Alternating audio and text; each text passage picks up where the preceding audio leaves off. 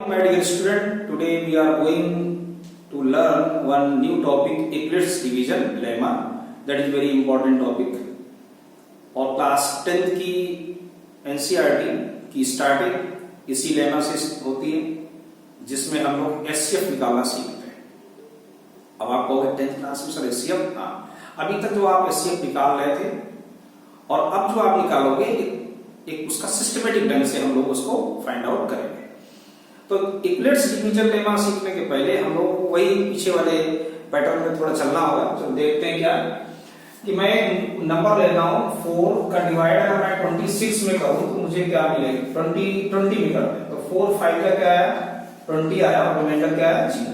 अच्छा, छोटी क्लास में जब हम पढ़ते थे तो टीचर को कहते थे देखो चेक कर लो भाई आपका सॉल्यूशन सही है गलत, डिवाइड सही है. तो डिवाइड का मैं कैसे वेरीफाई करता था कि डिवाइजर और क्वोशिएंट दोनों का मल्टीप्लाई करके देखता था और अगर मुझे वो नंबर मिल जाए और उसमें रिमाइंडर प्लस कर दें और वो नंबर अगर मिल जाए तो दैट इज करेक्ट. अब देखिए 20 को हम लोग क्या कहते थे, डिविडेंड, जिसमें डिवाइड किया जाता है डिविडेंड होता है, जिससे डिवाइड किया जाता है वो डिवाइजर होता है, और जो डिवाइड करने पर जो मुझे मिलता है उसे हम लोग क्वोशिएंट कहते हैं.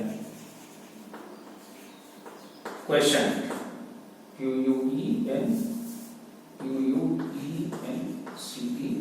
क्वोशिएंट. और जो बचता है उसे हम लोग रिमाइंडर कहते हैं. क्या कहते हैं, रिमाइंडर, शेष फल. हिंदी में क्या कहते हैं, शेष फल. अब देखिए कैसे चेक करेंगे कि 20 इक्वल टू, अगर इन दोनों का मल्टीप्लाई करूं और रिमाइंडर को जोड़ दूं तो मुझे क्या मिलना चाहिए, 20 मिलना चाहिए.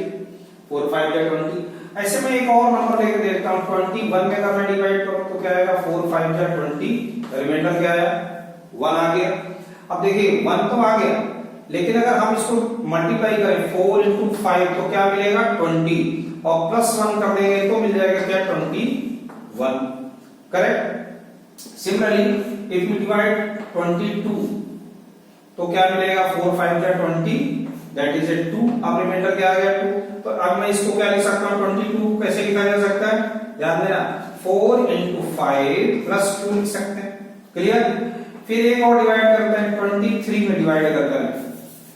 अगर मैं 4 का डिवाइड 23 में करना शुरू करूं तो 4 5 का क्या होगा 20, क्या बचा इधर 3.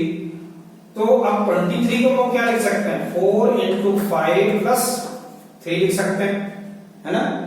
ठीक. और एक और अगर हम करें 4 का अगर डिवाइड 24 में करें तो क्या आएगा 4 6 24, रिमाइंडर क्या है 0. यानी फिर से मुझे मिल गया क्या 6, ये 4 into 6 plus 0. अब देखो ये फिर से मुझे रिमाइंडर 0 मिल गया. और आगे का अगर हम प्रोसेस फिर से अप्लाई करें कि 4 का डिवाइड 25 में करें तो 4 6 से शुरू हो जाएगा 24 और रिमाइंडर क्या आएगा 1. अब फिर से ये शुरू हो जाएगा 1 आएगा, फिर रिमाइंडर 2 आएगा, 3 आएगा.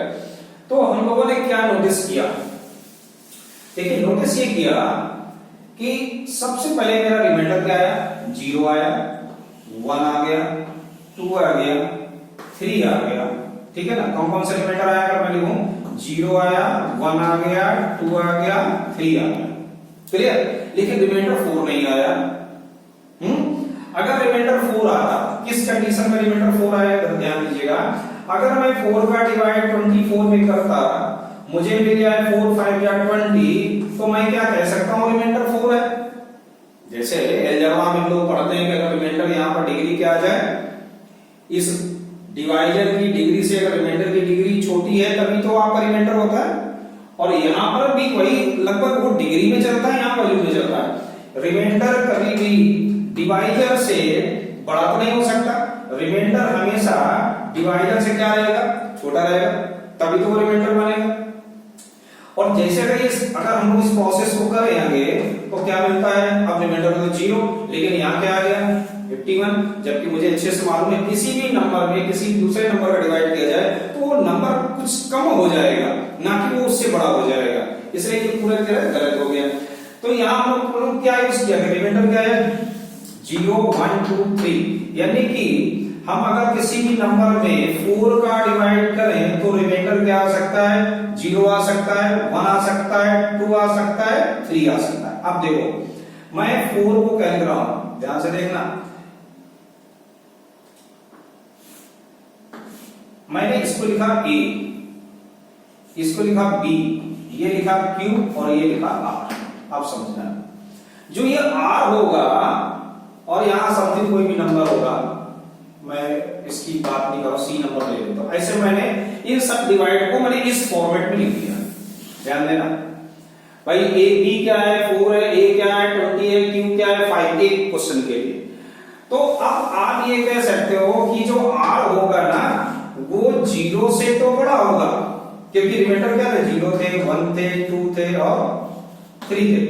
R is greater than R equal to 0, R 0 तो हो सकता है लेकिन 0 से बड़ा भी होगा, लेकिन किससे छोटा होगा, 4 से। देखो ये सभी नंबर क्या है, 4 से छोटे, लेस देन 4 होगा, और 4 क्या है हमारा, B है।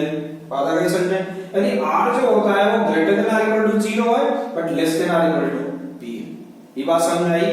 तो इक्विवेलेंस हमारा क्या कहता है, इक्विवेलेंस हमारा यही तो कह रहा है। देखो इक्विवेलेंस की डेफिनेशन के अकॉर्डिंग तो क्या है, इक्विवेलेंस कहता है A equal to BQ plus R where R is greater than or equal to 0 but less than B। देखो यहां इक्वल टू नहीं लिखा गया, हमने 4 का डिवाइड 26 में किया, तो आप ये कह सकते हो 4 5 जा 20, और उधर अगर 4 बच जाएगा तो गलत नहीं हो जाएगा। 4 का डिवाइड आप 24 में करो, 4 5 जा, अब ये रिमाइंडर तो इक्वल तभी होगा जब ये दोनों सेम होने, वो सेम हो सकते हैं क्या, नहीं, ये सेम नहीं हो सकते कभी, इसलिए यहां पर केवल क्या है, लेस देन। लेकिन 0 आ सकता है, 0 आ सकता है 0 से बड़े। तो कहने का मतलब है A equal to BQ plus R, it is a possible कब, when R is greater than or equal to 0 but less than or equal to B। Understood. तो अब बात ये आती है, तो फिर इसका हमारे HCF से क्या रिलेशन है ना, ये क्वेश्चन होता है HCF का मतलब यहाँ क्या है। तो चलो देखते हैं HCF क्या है, इसके थ्रू हम लोग इसको लिख देते हैं यहाँ पर A equal to BQ plus R where these are positive integers, ये सभी क्या हमारे पॉजिटिव इंटीजर्स। तो एक कोई क्वेश्चन ले लें आप, मान के चलिए कोई हमने क्वेश्चन लिया 36 एंड 84, मान लीजिए 2 नंबर मैंने लिए 36 एंड 84। एग्जांपल में ले रहा हूं, so how to find the HCF। देखिए HCF के लिए मैं सजेस्ट करता हूं हमेशा कि बेस्ट आपके लिए HCF है डिवीजन मेथड। ध्यान रखना हमेशा किससे, डिवीजन मेथड आपको बहुत अच्छे से आना चाहिए HCF में। किसी एक आप आगे वाले लेक्चर में आप देखोगे तो मैं एक बार उसको भी सिखाऊंगा अलग से सेपरेट, लेकिन अभी आपको मैं सिखा देता हूं कि 36 और 84 जो सबसे छोटा नंबर है उसका डिवाइड आपको 84 में, तो 36 का जब हम 84 में डिवाइड करते हैं तो मुझे क्या मिलेगा, कितने टाइम से डिवाइड जाएगा देखना, 32 2 जा अगर हम करें 36 2 जा तो 2 टाइम्स जा रहा है 72, क्या रिमाइंडर बचा भाई 12 बचा। क्लियर। अब देखिए एक स्टेप ये कंप्लीट हुआ, तो मैं इसको क्या लिख सकता हूं, मैं इसको लिख सकता हूं 84 इक्वल टू 36 इंटू 2 प्लस 12 लिख सकता हूं। देख लो भाई यही तो है ना, A equal to BQ plus R, यानी कि 84 इक्वल टू 36 इंटू 2 प्लस 12 लिख सकता हूं। ठीक, अब ये तो एक स्टेप का हो गया, मैं इसको थोड़ा रफ कर देता हूं समझाने के लिए लिखा था, इधर मैं नोट कर देता हूं। एक स्टेप आपका 84 को हमने लिख दिया 36 इंटू 2 प्लस 12, एक स्टेप। अब दूसरे स्टेप में क्या करना, जो भी रिमाइंडर बचा उसका डिवाइड इसमें करना, उसके पहले वाले डिवाइजर में, रिमाइंडर का डिवाइड प्रीवियस जो आपका डिवाइजर था उसमें करना है। तो ये पूरा डिवाइडर 12 3 जा 36, रिमाइंडर क्या है 0। अब देखिए यहां से अपना क्वेश्चन तो खत्म हो गया। अब इस इतने प्रोसेस को आप फिर इसी तरह लिखिए, वैसे 36 इक्वल टू 12 इंटू 3 प्लस 0, बात समझना है आप। और जैसे ही आपको 0 मिल जाए जस्ट यू स्टॉप। जो भी इसका इस लास्ट वाले स्टेप का जो डिवाइजर होगा, आप कंपेयर कराओ तो b की जगह क्या लिखा 12, जो डिवाइजर होगा that is the HCF of these two numbers 36 and 84।